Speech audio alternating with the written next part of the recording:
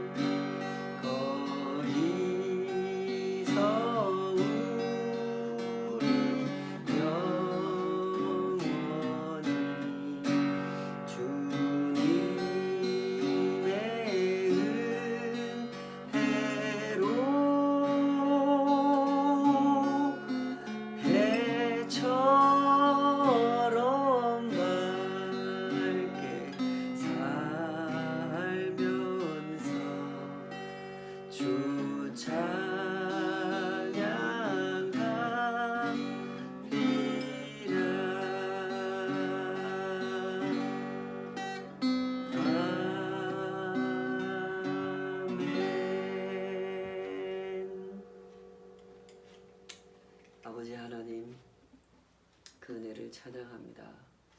오늘도 우리를 기도의 자리로, 주님 말씀 앞에 엎드리는 자리로 서게 하여 주시고, 주님의 그 일하심 앞에 참 자격도 없고 능력도 없지만 하나님의 백성 되어 참여할 수 있도록 불러주신 은혜를 감사합니다. 온전히 주의 눈을 볼 수 있기를, 주께서 보시는 것처럼 저희들의 삶을, 이 세상을, 온 역사를 볼 수 있기를 원하오니 오늘도 그 말씀으로 우리의 눈을 뜨게 하여 주시고, 우리에게 주어진 각자의 삶을 진정 부름받은 대로 신실하게 살아갈 수 있도록 주여 우리를 인도하여 주시옵소서. 그 말씀의 역사를 믿사오며 그 신실하심에 변함없으심에 일하심을 믿사오며 예수님의 이름으로 기도하옵나이다. 아멘. 오늘 주신 하나님 말씀은 이사야 34장 말씀입니다. 이사야 34장 1절부터 17절까지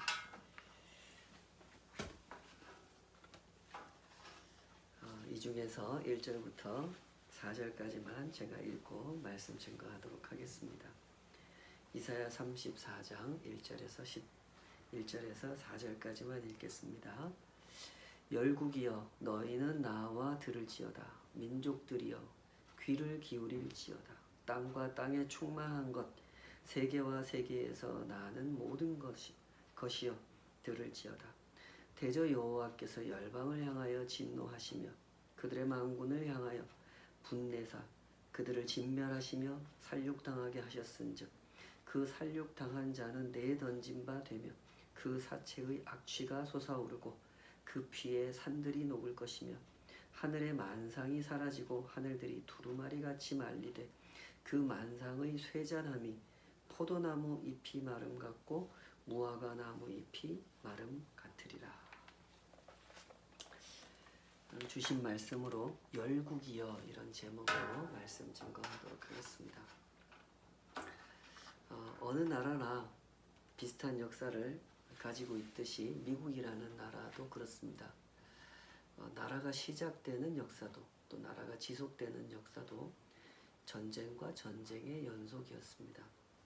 서구 열강의 그 식민지 개척으로 인해 시작된 이 나라가 1783년에는 이제 영국과 전쟁을 치러내고 승리해서 마침내 공식적으로 국가의 독립을 이루어내게 되죠. 이후에 공식적인 연방 정부를 수립하고 이렇게 역사가 쭉 펼쳐지다가 100년도 지나지 않아서 미국은 남과 북으로 갈라져서 내전을 치르게 됩니다. 워낙 큰 나라인데다가 다양한 이해관계 속에서 서로 충돌하는 일들이 빈번하게 발생했기 때문에 미국의 내전은 피할 수 없는 일이었다고 평가할 수도 있을 것 같습니다. 북부 사람들의 강력한 지지로 인해서 링컨이 대통령에 당선되었죠.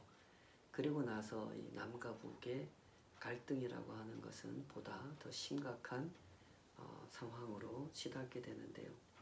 뭐 여러 가지 문제에서 서로 다른 의견을 갖게 됐습니다. 특히 이 관세 문제로 많이 부딪혔는데요.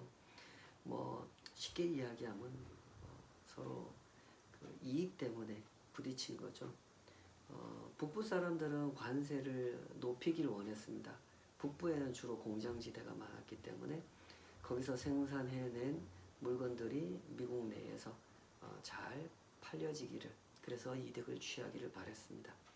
그러기 위해서는 무역을 좀 보호해야 됐고 그러려면 관세를 높여야 됐던 거죠. 근데 남부 사람들은 반대였습니다. 남부는 목화 농장을 대규모로 운영해가지고 그렇게 이 국가의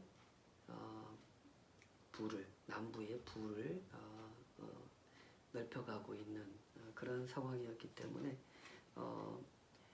영국과 이 자유무역을 통해서 목화를 수출하고 또 자기들이 필요한 걸 사오고 하는 이런 방식으로 경제를 운영했기 때문에 자유무역을 위한 관세를 낮추는 이런 정책을 원했던 것이죠.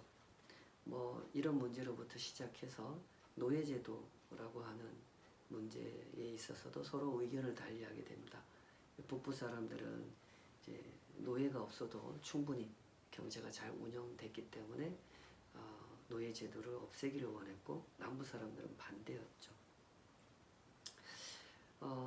이렇게 갈등이 심화되면서 결국 남과 북은 서로 갈라지게 되고 남쪽 주가 서로 이렇게 남쪽 연맹을 만들면서 결국 이 전쟁을 치르게 되는 상황까지 가게 되는데 80년 전에는 분명히 서로 힘을 모아서 그 영국과 싸웠던 이 사람들이 이제는 서로 족부리를 겨누는 이런 참 동족상잔의 비극이라고 해야 될까요? 이런 내전을 통해서 60만 명이 넘는 전쟁 사망자를 내게 되는 그런 비극을 낳게 됐습니다. 그런데 여기서 참 안타깝고도 이해하기 어려운 그런 점은 남과 북을 구성하고 있는 대부분의 사람들이 다 기독교인이었다는 것이고 이들은 다 전쟁을 시작할 때도 전쟁을 진행할 때도 전쟁이 끝난 후에도 계속 열심히 기도했다는 겁니다. 하나님의 뜻을 역설했고 하나님께서 반드시 우리에게 승리를 주실 것이다. 이렇게 주장했다는 것입니다. 남쪽 사람들은 남쪽 사람들대로 하나님이 우리 편이다. 북쪽 사람들은 북쪽 사람들대로 하나님이 우리 편이다. 하나님 저들을 심판해 달라고 그렇게 전쟁을 치렀던 겁니다. 그러나 한번 생각해 보십시오. 정작 그 기도를 듣고 계셨던 하나님은 어떤 심정으로 그들의 기도를 들으셨을까요? 이사야 34장은 이렇게 시작합니다. 제가 방금 1절에서부터 4절까지 읽었는데요. 열국이여 너희는 나와 들을지어다. 민족들이여 귀를 기울일지어다. 이렇게 쭉 심판을 말씀하시는데 굉장히 비극적인 장면들을 이렇게 그림을 그리듯 그려주면서 말씀하십니다. 그런데 이 대목을 잘 보시면 두드러지게 강조되는 하나의 이미지가 있습니다. 그것은 모든 것이라는 이미지입니다. 열국이여 민족들이여 하면서 모든 나라 모든 사람들을 대상으로 이 말씀을 하신다라고 하는 점을 강조하고 있죠. 그 다음에 보면 땅과 땅에 충만한 것, 세계와 세계에서 나는 모든 것, everything, 모든 것에 대하여 말씀하십니다. 온 세상에 있는 모든 만물을 대상으로 이 심판의 메시지를 말씀하고 계신다는 점을 강조하고 있죠. 2절에서는 그들의 만군을, 그 여러 나라에 다들 왕이 있을 거 아닙니까? 그 모든 왕들을 향하여 분을 내셨다라고 했고 4절에 보면 두 번이나 반복하고 있는 이 하늘의 만상이 사라질 거다라는 이 표현을 통해서 하나의 이미지를 계속 반복해서 강조하고 계시는 겁니다. 이런 말씀들을 통해서 분명히 강조하시는 메시지의 핵심은 이것이죠. 온 세상이 심판의 대상이다라는 겁니다. 여기서 말하는 온 세상이라고 하는 것은 하나님께로부터 창조된 모든 세계를 말하는 것입니다. 이 세상 속에 살고 있는 사람들뿐만 아니라 사람들이 살고 있는 이 세상이라는 환경, 지구라는 생태계까지를 다 포함하는 겁니다. 그래서 4절에 보면 하늘이 두루마리처럼 말릴 거다. 이러면서 하늘에 대하여 언급하신 거죠. 참 놀라운 말씀을 하셨습니다. 아직 이 말씀은 문자 그대로 실현되지 않았죠. 만약 실현되었다면 여러분과 제가 이렇게 어떻게 살아있을 수 있겠습니까? 하나님께서는 이렇게 전 지구적인 심판을 선언하십니다.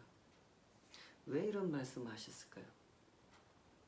물론 겁을 주려고 이런 말씀을 하신 것은 아닙니다. 그러면 무엇 때문에 하나님이 이렇게 무시무시한 말씀을 하시는 것일까요? 진실을 가르쳐 주시기 위함입니다. 진실이 뭡니까? 이미 말씀드린 것처럼 온 세상이 내 심판의 대상이다라는 것이죠.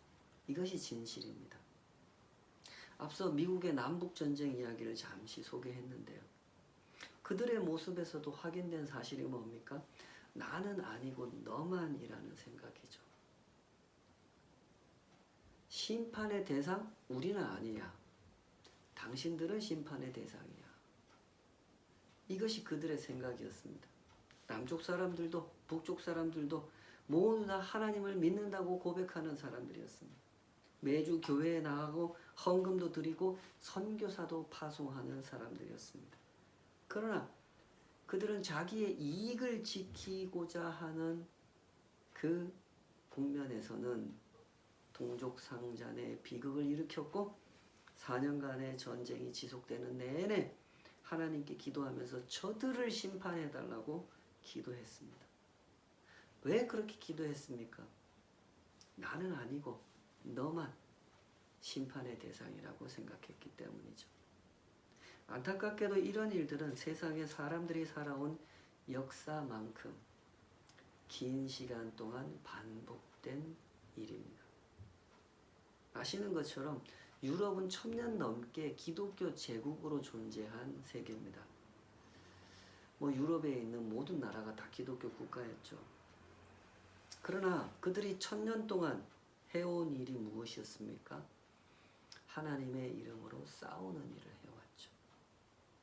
하나님을 믿는 나라들끼리, 또 때로는 하나님 믿는 나라들끼리 뭉쳐가지고 이슬람 교도들과 싸우는데 이슬람 교도들한테 물어보면 그들도 하나님 믿는다고 합니다. 이것이 그들이 1000년 동안 해온 일의 역사입니다.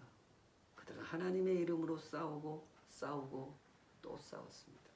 그들도 싸우면서 기도했죠. 저들을 심판해달라고. 왜 그렇게 기도했습니까? 나는 아니고 너만 심판의 대상이라고 생각했기 때문이죠. 예수님께서 십자가 위에서 뭐라고 기도하셨는지 여러분 기억하시죠? 아버지여, 저들을 사하여 주옵소서. 자기들이 하는 것을 알지 못함이니이다. 주님은 그렇게 기도하셨습니다. 예수님의 기도와 이 사람들의 기도 너무나 다르지 않습니까? 왜 이렇게 달랐을까요? 그것은 예수님과 그들이 다른 이해를 가지고 있었기 때문이죠. 온갖 죄 가운데 살아온 사람들은 하나님의 심판이라는 걸 생각할 때 나는 아니고 너만 심판의 대상이라고 생각하고 있었지만, 죄 없이 살아오신 예수님, 온 세상의 죄를 대신 지고 이 십자가를 지셨던 예수님은 하나님의 심판을 생각하실 때 용서를 구하셨습니다. 모든 사람이 이 심판의 대상이라는 사실을 잘 알고 계셨기 때문이죠. 때문에 주님은 제자들에게도 기도를 가르치실 때 이렇게 가르치셨습니다. 주기도문 기억하시지 않습니까? 우리가 우리에게 죄 지은 자를 사하여 준 것 같이 우리 죄를 사하여 주옵소서라고 기도하라고 가르쳐 주셨습니다. 용서는 너희 모두에게 필요한 것이다 라는 사실을 강조하신 것이죠. 성경을 읽으면서 어려운 부분 중에 하나지만 어렵기 때문에 조금 더 유의해서 잘 읽어내야 하는 본문이 이 이사야 34장 같은 본문입니다. 본문의 맥락, 역사적 배경 이런 것들을 헤아리지 않고 자의적으로 나한테 읽혀지는 대로 읽어내게 되면 본문의 의도와 전혀 상관없는 성경 읽기를 하게 되어 있습니다. 혹자는 본문을 읽으면서 이 에돔에 대한 심판을 언급하시는 이 내용을 읽고는 여호와 하나님은 역시 이스라엘 민족 편만 드는 이스라엘 민족의 신이구나 하면서 성경을 오해하는 경우들이 종종 있습니다. 그러나 전후 맥락을 잘 고려해서 보면 전혀 그런 말씀을 하고 계시는 맥락이 아니라는 것을 알 수가 있죠. 이미 말씀드린 대로 본문은 시작하면서부터 온 세상을 향한 심판을 선언하는 말씀으로 시작하고 있습니다. 5절에서 갑자기 에돔에 대한 심판을 언급하시는 이유를 지금 우리가 살아가고 있는 이 시점에서 그 이유를 정확히 알기는 어렵습니다. 에돔과 유다 사이에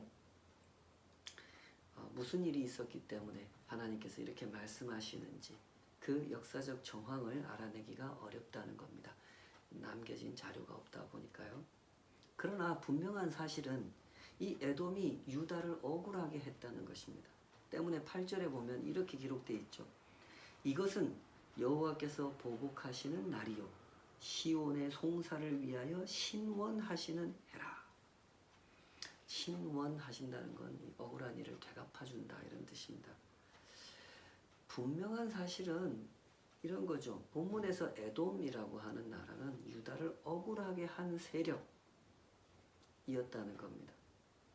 그리고 하나님께서 그 억울함을 보복해 주신다는 것이 본문의 핵심입니다.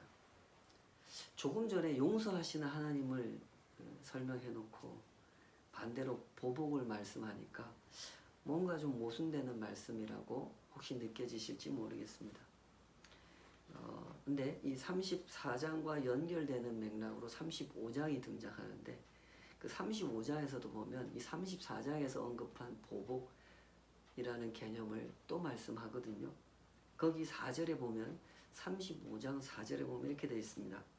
겁내는 자들에게 이르기를 굳세어라 두려워하지 말라 보라 너희 하나님이 오사 보복하시며 갚아주실 것이라 하나님이 오사 너희를 구하시리라 하라 이렇게 돼 있죠. 보시는 바와 같이 34장 35장에서 말씀하는 보복이라고 하는 것은 온 세상의 죄를 심판하시고 그 죄가 남겨놓은 이 파괴, 죄의 결과물들을 되갚아 주시고 온 세상을 회복하시겠다고 하는 뜻입니다. 어떤 한 민족, 유다라는 한 민족을 위해서 에돔이라는 한 민족에게 복수해 주시겠다 이런 의미로 보복이라는 것을 개념을 사용하고 있는 것이 아니라는 뜻입니다. 그래서 이 35장 9절 10절에 보면 이렇게 끝나는데요. 거기에는 사자가 없고 사나운 짐승이 그리로 올라가지 아니하므로 회복된 하나님의 땅을 말하는 겁니다. 그것을 만나지 못하겠고 오직 구속함을 받은 자만 그리로 행할 것이라. 여호와의 속량함을 받은 자들이 돌아오되 노래하며 시온에 이르러 그들의 머리 위에 영영한 희락을 띠고 기쁨과 즐거움을 얻으리니 슬픔과 탄식이 사라지리로다. 하나님의 보복이라고 하는 것은 이런 것입니다. 특정한 사람, 특정한 세력에 대한, 특정한 민족에 대한 보복이라기보다는 온 세상의 죄악에 대한 보복이죠. 민족적 의미로서 유다 백성들만을 위한 보복이 아니라 하나님께서 창조하신 온 세상에 죄인들이 남겨놓은 상처와 억울함, 슬픔과 탄식을 사라지게 하시는 온 세상을 위한 보복인 것입니다. 그러므로 항상 눈이 바뀌는 경험을 강조드리고자 합니다. 사람의 눈이라고 하는 것은 참 정확하지가 않습니다. 내가 보는 나, 특히 정확하지가 않죠. 사람의 심성이라고 하는 것은 자신에게 관대하고 타인에게 냉철한 눈을 가졌기 때문에 있는 그대로의 진실을 보기가 참 어렵습니다. 하나님께서 죄를 어떻게 보고 계시는지, 세상을 어떻게 보고 계시는지, 나를 어떻게 보고 계시는지 우리는 그것을 알려고 해야 됩니다. 성경은 바로 그런 것들을 자세하게 설명해주고 있는 책이죠. 죄라고 하는 것은 온 세상의 문제입니다. 특정한 몇몇 악인들만의, 특정한 몇몇 나라들만의 문제가 아니죠. 히틀러같이 악한 사람이 지은 죄나 보통 사람들이 지은 죄나 다 똑같다. 그런 얘기를 하고자 하는 것이 아닙니다. 오해가 없으시기 바랍니다. 죄라고 하는 것의 본질, 하나님의 하나님 되심을 거역하는 사람들의 그 태도와 행동, 그 사람들이 계획하고 살아가는 방식이 다 같다는 것을 의미하는 거죠. 온 세상의 죄가 같다는 것은 그런 차원에서 같다는 것입니다. 하나님께서는 바로 이 죄 문제를 해결하셨고 해결하려고 하시는 것입니다. 우리가 성도가 되었다고 하는 것, 하나님의 백성이 되었다고 하는 것은 하나님께서 우리를 위해서 하신 일을 이해했다는 뜻이고 더 온전히 이해하여 하나님께서 하시는 일에 참여하는 사람이 되었다는 뜻입니다. 요즘 한국교회가 세상에서 많은 지탄을 받고 있는데 그 이유도 바로 이런 것 아니겠습니까? 스스로 하나님을 믿는다고 주장하지만 그들의 주장과 행동을 보면 하나님께서 온 세상을 위해서 하신 일, 그 일을 이해하고 있는 사람들로 보이지 않습니다. 하나님께서 하시는 일에 참여하는 사람이라고 보이지도 않죠. 편향된 자기 확신에 사로잡혀서 하나님은 무조건 내 편이라고 우기는 사람들로밖에 보이지 않습니다.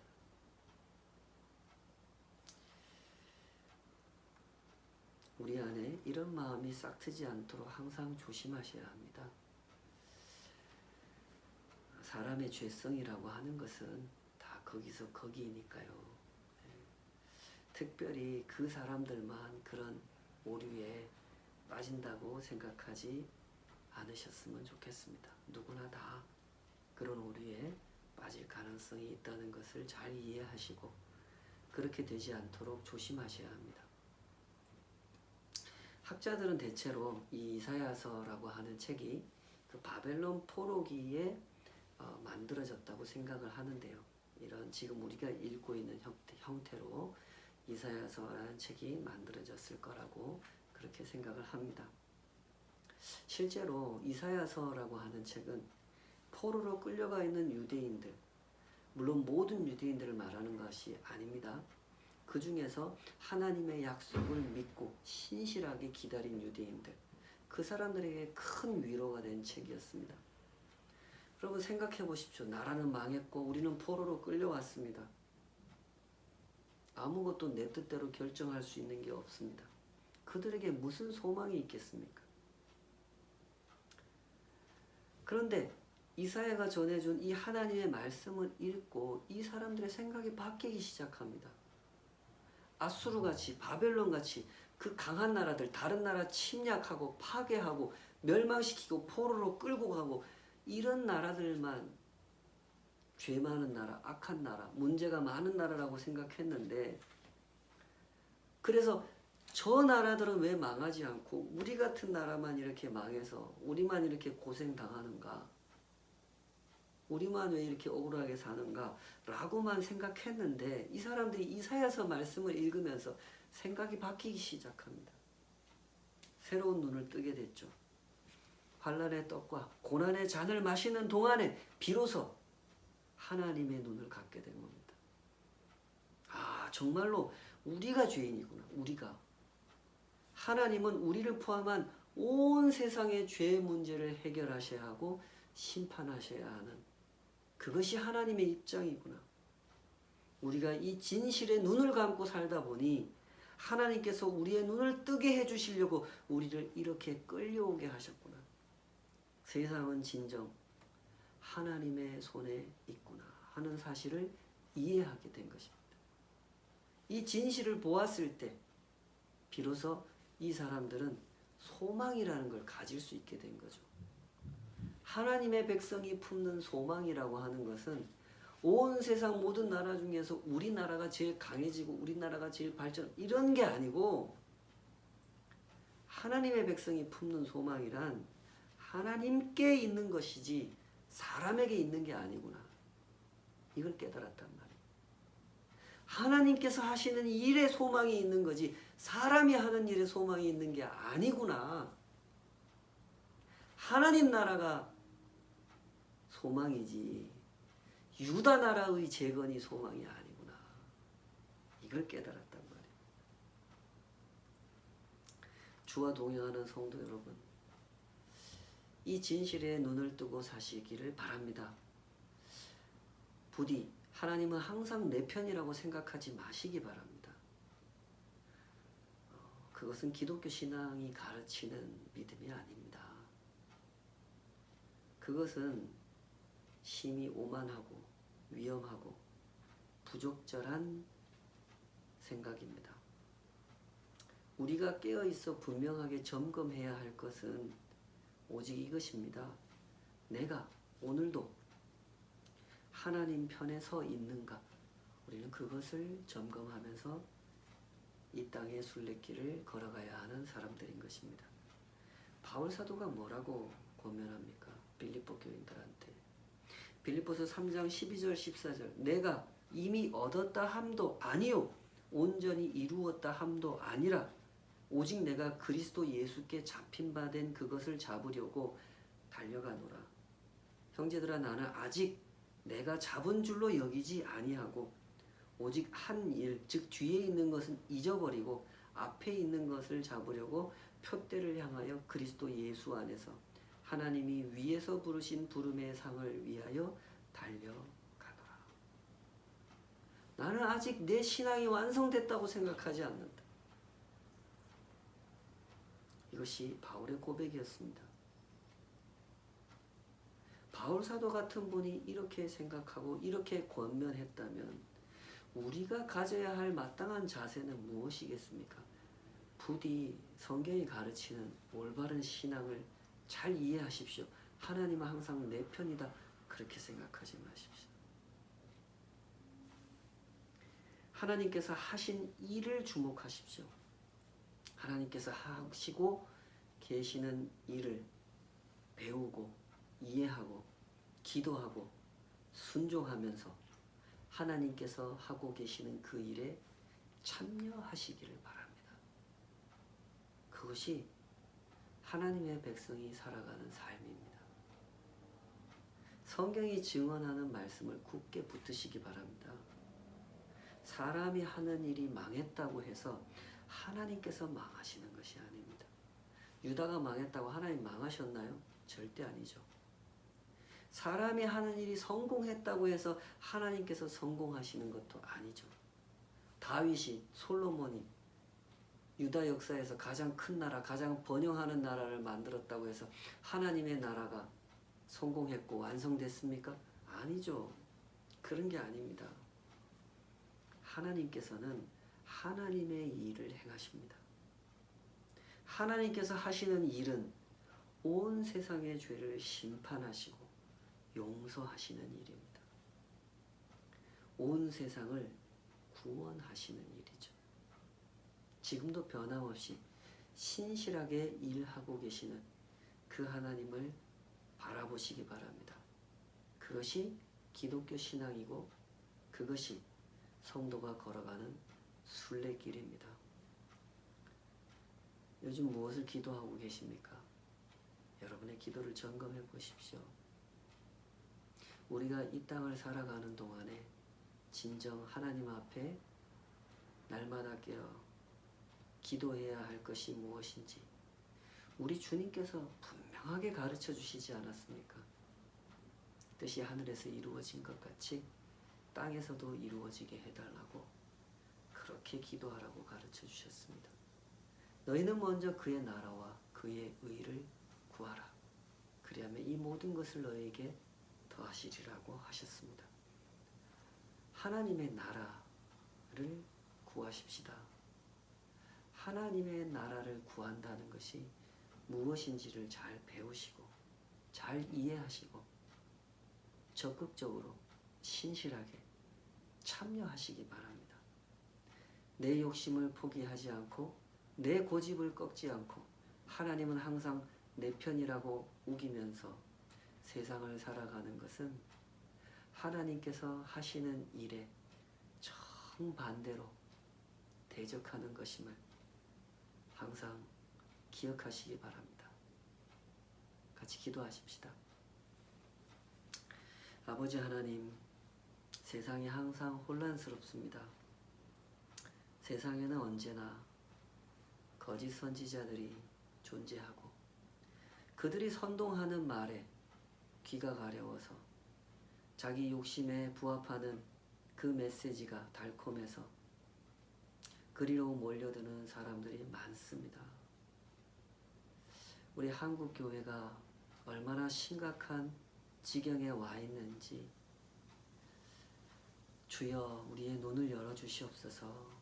보아야 할 것을 볼 수 있게 해주시고 분별해야 할 것을 분별할 수 있도록 인도하여 주시옵소서. 우리가 이 땅을 살아가는 이유와 목적을 올바로 이해하게 해주시고 언제나 하나님의 편에 서기 위하여 깨어 기도하며 자기를 성찰하며 하나님의 뜻 앞에 자기 욕심을 내려놓는 거룩한 순례길을 걸어갈 수 있도록 우리를 붙잡아 주시옵소서. 주님, 진정 우리가 날마다 고백하기 원합니다. 내가 하는 일이 중요하지 않습니다. 내게 맡겨주신 일, 그 일을 우리가 열심히 감당해야 할 것이고 신실하게